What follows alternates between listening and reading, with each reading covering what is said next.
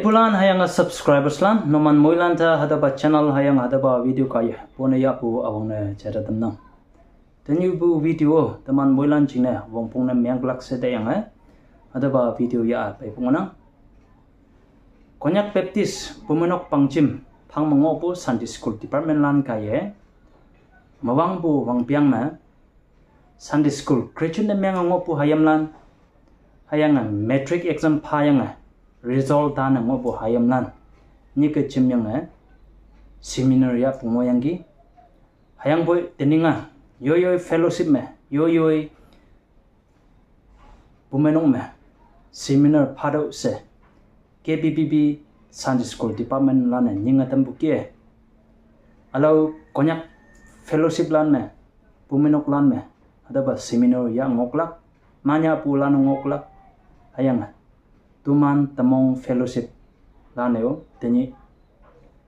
Hayimlan de sa daw ibu Sunday School Christian na myang ngopulan ane metric exam phayang result ta na ngopu Hayimlan de Sunday School ane puminok lan organize na myang nyihja seminar moyang ki adome nyihma phaying Tammong Fellowship Soko Secretary hayang tawo tumni adaba seminar me resource person yang yong maya program soryangi hadoki bu seminar anyane tenyi bu chuiwan me chongbu jalan jine yong bongbong ne yang ona okay anyane KPBB phang mongo bu Sunday School wonyu we balandio hadawa chudai amai wan panamai phabu jine kawang de yilak pa manyong bu phana ngoi klak hebang mo akie jalalande counseling seminar awareness Ngaolan phang olak china se adawo chana tanna teni nyuma dumnie resource person na myanga ngau pu topika hakia moyengki nyuma amai pumma kawang khamjing hayanga pumenong me chalalan maidam ado topic ni tang ma ya yong mai khuinya Hayimlan de teman pumma kawang khamjing aja hayanga kawang pumenok me kawang fellowship me chalalan maidama hangisi ado khuinya yong maya Hayimlan de nyaw tamyangki okay ado nyaw lai bukaye tni ombu Tammong Fellowship me bu Hayimlan de mohiman ne myang klakse taina ane tawoyo topic ni dang ma ngawyangki topic cha mental health ane topic ni ya career guidance ado ba topic ni dang ma tawo Hayimlan de yong maya tawo opposition ne ngabu ngoyangki anyene teni bu chu hewan ma Hayimlan chude mong sang bu phai depression anxieties stress kaye yoi ling ha sibu tu shao yiling be yoi tai ha sibu lam nyu de ye kem be ye ba ye wai bu lam nyu me kem yang yu chok ha nga yang tawai muli ha yang ane alau kan ma chai hambu pak cho jang ali bu adolan khong kim bua stress hai depression kaya ngai bunguna 2001 report hisab me India में students lan nyihja 36 kadlan nyihja se suicide jang libu Ngaolan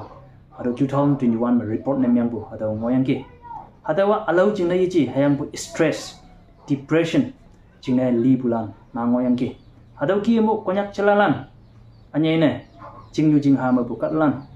depression kaya stress kaya yoi ling ha se bu tu sao yilingok hayang academic career me maya along ngaya tu shau yilingok hayang yoi tai pulam nyu ma ye kem ok pe ye pa ye wai pulam nyu me kem bulan ane yoi ayan den hoi karo nyu ma bu yana dam yang chalalan hakie depression kaya stress kaya ngobulan manguna okay haki bu awareness counseling hayang seminar phalaka yong wangnang se tawa taina ane career guidance jang especially metric exam phayang result dan ngopu Hayimlan de imansa class 10 pass jang phame hangi by stream me join lak arts na chia science na chia commerce na chia and allow vocational education hada ba chiang ma taw sing okpukie hakia ngaw da mengi hayang taw iman de ibua science me join na myang lak chia arts me yang BCom stream me join na myang lak chia hada wa yoi mongbu lam ma ta ya yoi nyu yoi pa ibu lam me chi be yoi ai hala ne